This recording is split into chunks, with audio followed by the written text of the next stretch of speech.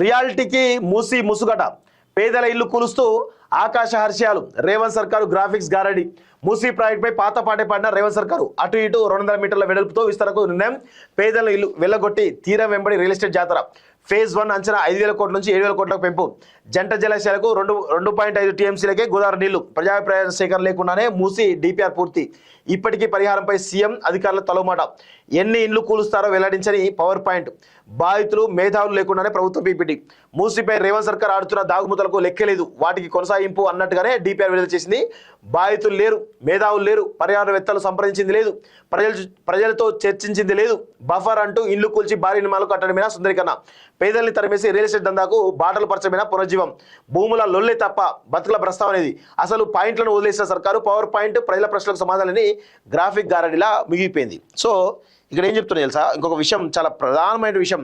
So ఇక్కడ ఎవరు రేవంత్ రెడ్డి మాటలకు ఇటు జరిగే వాటి కూల్చివేతలకు చాలా డిఫరెన్స్ ఉంది. సో ఇప్పుడు Madhu park ridge apartment first ఏమో గాంధీ సరోవర్ కోసం మేము ఈ యొక్క ఏరియాను మొత్తం కూడా మేము ల్యాండ్ అక్వైర్ చేస్తున్నాము దానిలో భాగంగా మీరు ఇయ్యాలని చెప్పి నోటిఫై ఇస్తారు. తర్వాత ప్రజలు తిరగబడిన తర్వాత ఆ మూసా నది ఏదో దానికి 9 మీటర్లు తర్వాత ఇల్లు కట్టడం జరిగింది. సో 2012కు ముందు 9 మీటర్లు ఉండే బఫర్ జోన్. సో 2012 తర్వాత 50 మీటర్లు అది 2012కు ముందే ఈ అపార్ట్మెంట్ కన్స్ట్రక్షన్ పూర్తి అయిపోయింది.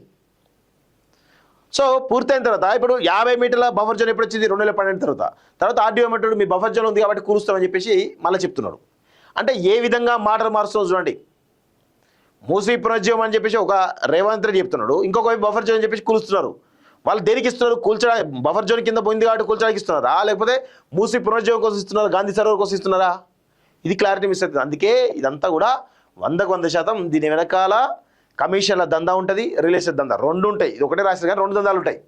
అరచేతిలో స్వర్గం చూపించి పేదల నీడను కబలించడం ఆకాశ హర్మ్యాలను చూపించి బస్తీలను బలిపెట్టడం భావి తరలు ప్రస్తావిస్తూ బాధితులు రోడ్డు పడేయడం ఇంద్రమ్మ రాజ్యం అంటూ ఇల్లు లేకుండా చేయడం గాంధీ సరోవర్ అని పేరు పెట్టి బతుకుల్ని చిదివేయడం మూసీ ప్రాజెక్టులో అన్ని పరస్పర విరుద్ధలే మాటకు చేతకు పొంతలేని కుదరని విషయాలు ఎన్నో అంటే చాలా స్పష్టంగా అర్థం 100% రేవంత్ రెడ్డి ఇగో ఈ విధంగా పిట్టల ధర ముచ్చట్లు మాయల పకిరి ముచ్చట్లు చెప్తూ ప్రజల్ని ఇబ్బందులకు గురి చేస్తున్నటువంటి పరిస్థితి కనబడతా ఉంది. మూసీ ప్రాజెక్ట్ పేరిట అది నాకు తెలిసి ఆయనతోటి కాదు, కేవలం ఏదో ల్యాండ్ ఎక్విజిషన్ చేయాలి అక్కడ రియల్ ఎస్టేట్ దందా చేయాలనేది తప్ప ఇంకా వేరే ఏమీ లేదు. అక్కడ 6,500 నుంచి 7,000 కోట్లు కావాలన్నారు. దానిలో 1,000 కోట్లు 2,000 కోట్లు ఆయన కమిషన్లు.